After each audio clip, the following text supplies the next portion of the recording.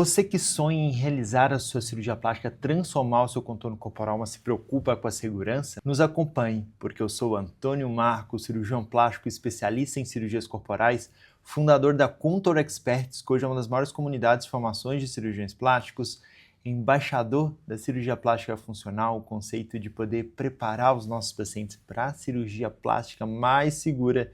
Estou aqui para ajudar você que sonha em transformar seu contorno corporal e quer seguir critérios de segurança importantes para realizar esse procedimento no seu melhor momento. A partir de hoje vamos fazer uma série de vídeos sobre segurança em cirurgia plástica, o que você deve se preocupar para realizar a sua tão sonhada transformação de vida, transformação do contorno corporal. Hoje, a cirurgia plástica para mim é algo muito além da estética, é realmente resgatar a autoestima que a mulher geralmente perdeu depois de ter os seus filhos, ter aquelas alterações corporais com as gestações, e hoje a cirurgia plástica de excelência realmente consegue resgatar isso e melhorar todas as áreas da vida das nossas pacientes. O primeiro ponto que nós vamos falar realmente é sobre o paciente ideal para a cirurgia plástica. Existe um conceito muito errado que a cirurgia plástica é para emagrecer. Então, muitos pacientes ligam aqui para a minha clínica e falam: doutor, eu estou com dúvida se eu devo realizar uma cirurgia plástica ou realizar uma cirurgia bariátrica. Realmente o paciente não devia ter essa dúvida, porque a cirurgia bariátrica é uma cirurgia para emagrecimento, e já a cirurgia plástica é uma cirurgia para modelar o corpo. Ela deve ser realizada após o emagrecimento desse paciente. Algo que eu sempre preocupei na minha vida é poder realizar essa cirurgia plástica com segurança. Hoje nós temos feito cirurgias realmente que proporcionam uma transformação corporal gigantesca, mas a gente tem que realizar esse procedimento no momento adequado. Hoje, para agendar a consulta aqui na nossa clínica, o Dream Day, o paciente está aqui na minha frente conversando sobre tudo aquilo que incomoda o seu corpo, a sua vida. Nós temos alguns critérios importantes, porque algumas pacientes realmente elas não podem ser submetidas à cirurgia plástica.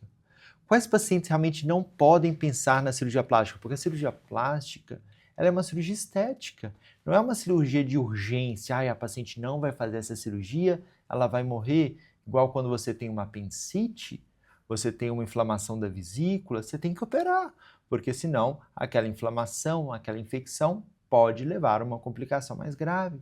E já a cirurgia plástica ela não tem essa urgência de ser realizada, então a paciente ela pode ser preparada antes, mas algumas pacientes realmente não vão conseguir fazer a cirurgia plástica.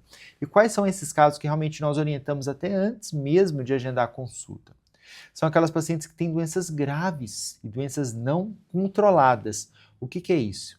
Hoje nós temos um score que chama ASA, que avalia aquelas doenças mais graves e aqueles pacientes que não podem se submeter a uma cirurgia. Os pacientes ASA 1, que é aquele paciente que não tem nenhuma doença, é o paciente ideal para a cirurgia plástica. O ASA 2 é aquele paciente que tem uma doença, mas é uma doença controlada e que não tem alterações nos seus órgãos, é um paciente também que pode ser muito bem preparado e realizar essa cirurgia com segurança. O que é o ASA 2? É um paciente hipertenso, mas que toma o seu remédio, a pressão está super controlada, ele tem acompanhamento com o cardiologista, paciente que tem uma diabetes, mas ela tem uma alimentação adequada, faz atividade física, a sua glicose está muito bem controlada, é um paciente que pode realizar a cirurgia plástica com segurança. Mas aquele paciente que tem alteração no coração, ele teve um infarto, o seu coração não funciona corretamente, tem alteração nos rins, os rins não filtram o sangue de forma adequadamente, é o paciente já uma ASA 3,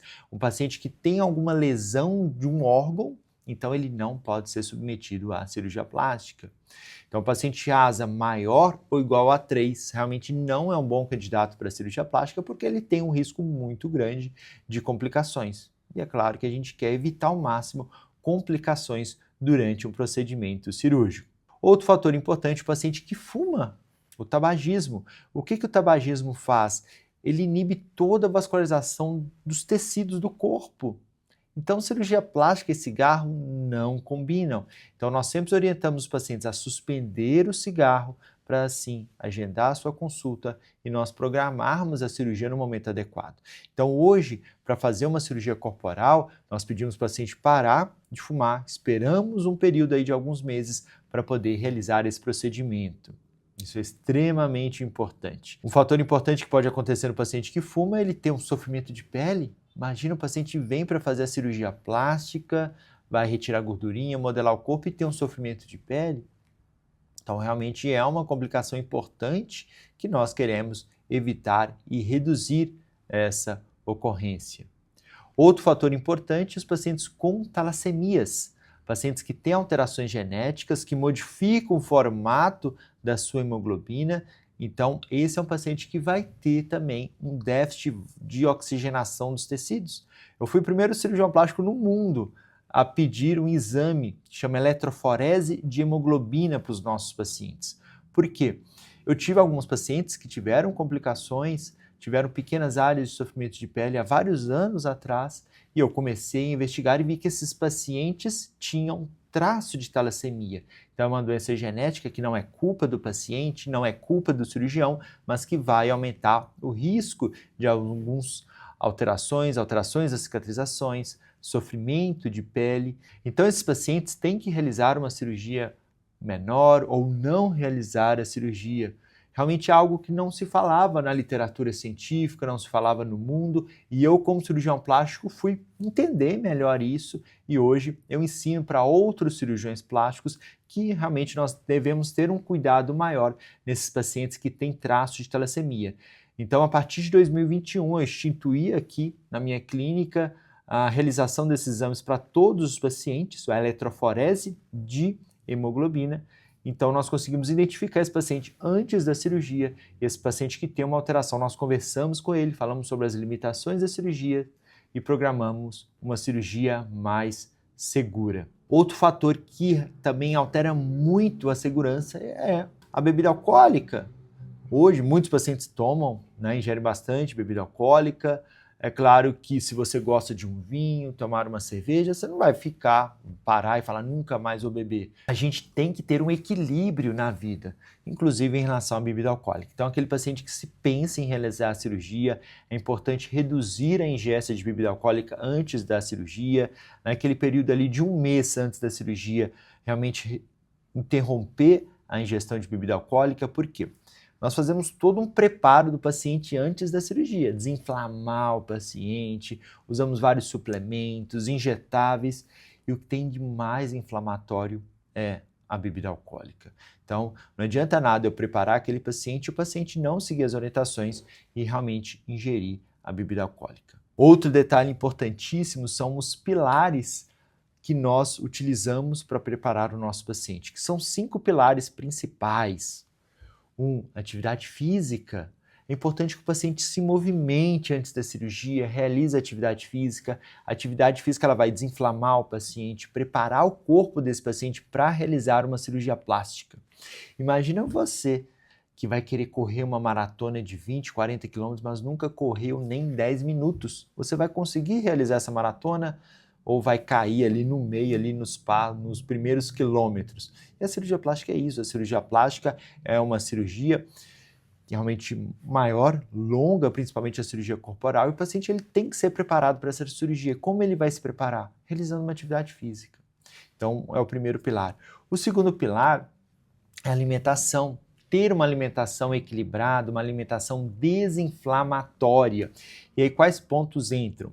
Todo paciente que vem fazer a cirurgia, ele tem uma avaliação da nossa equipe multidisciplinar, ele passa com a nossa equipe da nutrição, que vai passar uma dieta para esse paciente. Quando eu falo dieta, não é passar fome, realmente é comer uma comida saudável.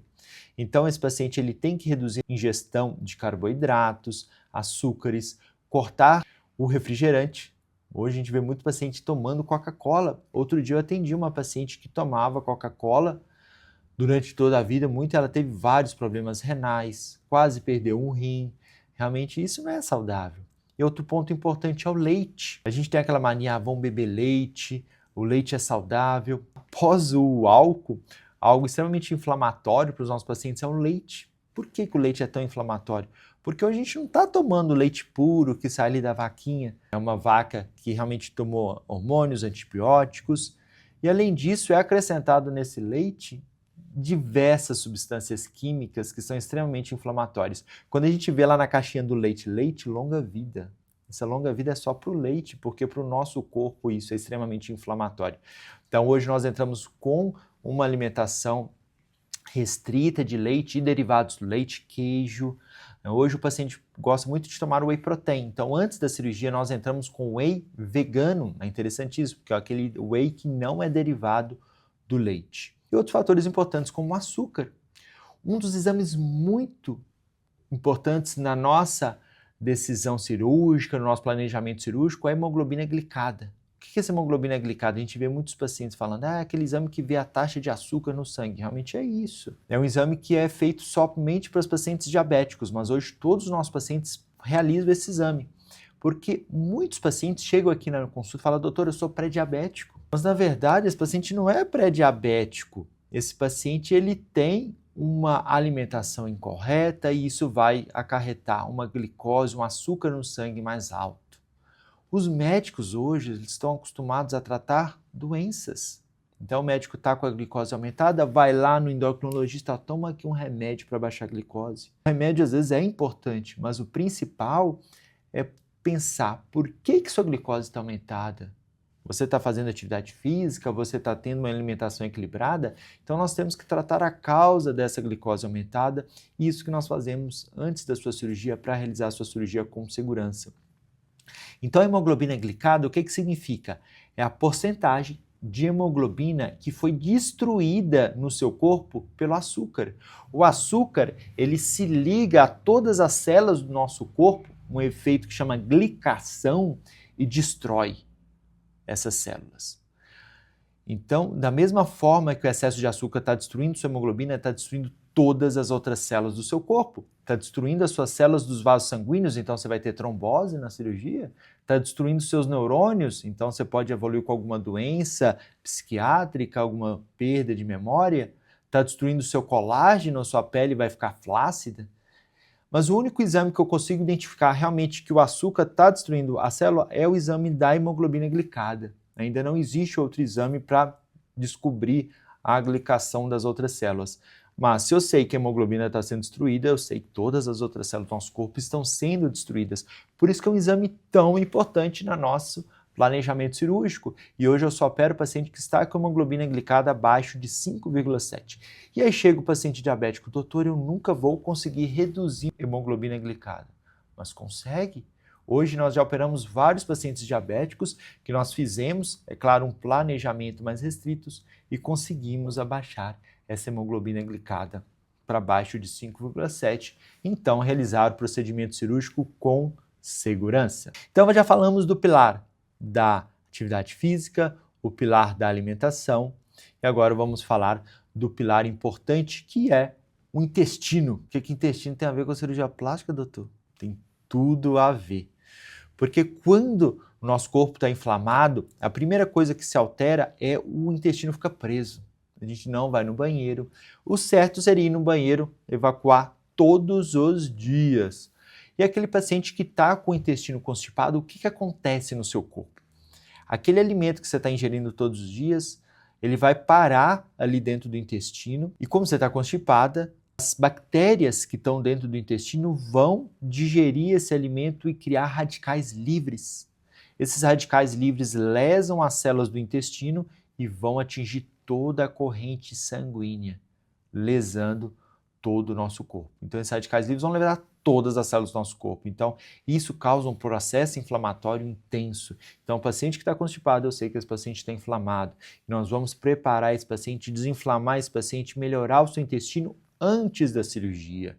Então, aquela mulher que vai no banheiro a cada 5 dias, nós vamos melhorar isso para poder ir todos os dias antes do banheiro. Então, eu sei que o seu corpo vai estar sendo desinflamado. Outro pilar importante, sono. O que sono tem a ver com a cirurgia, doutor? É durante a noite que ocorre uma regulação dos nossos hormônios. Então, há uma regulação da produção de cortisol, da produção de melatonina, vários hormônios que são extremamente importantes no processo de cicatrização. Então, aquele paciente que não dorme bem, ele tem uma desregulação, um aumento do cortisol, que é o hormônio, né, que é o corticoide, então esse paciente não vai cicatrizar bem. Aquele paciente que vai fazer a cirurgia, o cirurgião plástico vai fazer uma cicatriz belíssima, fazer todos aqueles pontos internos belíssimos, às vezes o paciente vai abrir a cicatriz no pós e vai falar, doutor, não sabe dar ponto, mas é o paciente que está com seus hormônios desregulados e não vão ter uma boa cicatrização. Então falamos de atividade física, falamos do intestino preso, a constipação intestinal, do sono, da alimentação e o último ponto importantíssimo é a água. A água faz parte de todo o nosso metabolismo, de todas as reações do corpo está a água presente, o H2O. Então nós temos que ingerir bastante água, em torno de 3 a 4 litros de água por dia. Eu vejo hoje muitos pacientes que geram menos de 1 litro de água ou ao invés de beber água, vai beber o refrigerante, que é extremamente inflamatório. Então a água ela participa de todo o metabolismo do corpo e o paciente que está desidratado, ingerindo pouca água, vai ter realmente alterações do funcionamento do seu corpo e nós não queremos isso. Então qual que é o correto? Sempre ver a sua urina. A gente está sempre tendo que urinar com uma certa frequência e a urina tem que estar clarinha, quase transparente. Então é sinal que você está bebendo bastante líquido e vamos focar em ingerir sempre mais de 3 litros. Então se nós seguirmos esses 5 pilares, organizamos isso muito bem antes da cirurgia, com certeza a sua cirurgia plástica será um sucesso. Iremos conseguir entregar o melhor resultado, uma recuperação muito mais rápida. Um exemplo bem interessante essa semana, nós tivemos várias cirurgias corporais na semana anterior, pacientes que operaram ali no mesmo tempo. Tivemos uma paciente nova, que não realiza nenhuma atividade física. E tivemos uma paciente mais velha, com quase 50 anos, que veio dos Estados Unidos. Ela treina, faz academia, musculação todos os dias. Ela veio dos Estados Unidos e nesse período que ela ficou no Brasil, ela ficou fazendo caminhada todos os dias. Essa paciente que veio dos Estados Unidos, que faz muita atividade física, parece que ela nem operou. Ela vem para o retorno andando. Ela mora a uns 4 quarteirões aqui da clínica, ela vem andando para o retorno. E a paciente nova, que fez uma lipo, uma cirurgia bem menor do que a mais velha, ela realmente está uma recuperação mais arrastada, uma dificuldade maior para andar. Então, a paciente que não faz atividade física, fez uma cirurgia menor, é muito mais nova, ela acaba tendo uma recuperação mais lenta porque faltou atividade física. Então, são pontos que os pacientes acham, isso não é importante para mim, eu vou fazer atividade física depois da cirurgia.